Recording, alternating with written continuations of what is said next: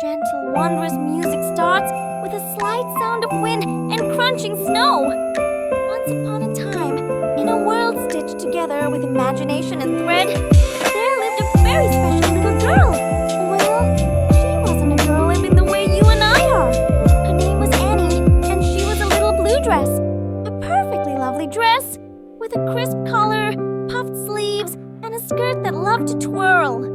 She always wore her favorite bright white socks and shiny buckled black shoes. Now Annie was an adventurous little dress. While other clothes were content hanging in a closet, Annie dreamed of places far, far away.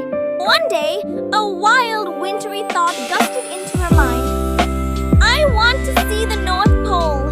So, with a determined swish of her skirt, she set off. It was a long, long journey.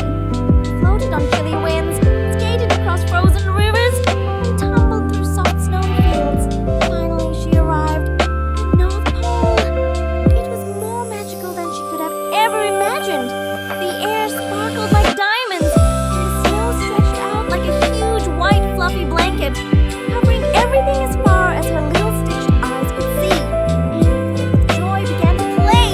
She rolled a small snowball, and then another, bigger one.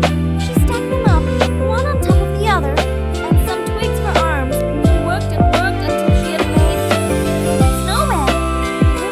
Her friend, her head tilted to one side. He needed a name, not just a name, a special name.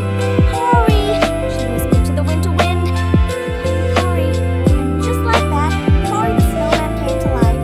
Not with a big magical whoop, but with a slow, gentle awakening in his pebble eyes.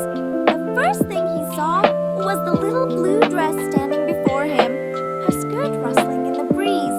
From that very first moment, Hurry the snowman loved Annie. He loved the brilliant blue of her fabric against the endless white snow.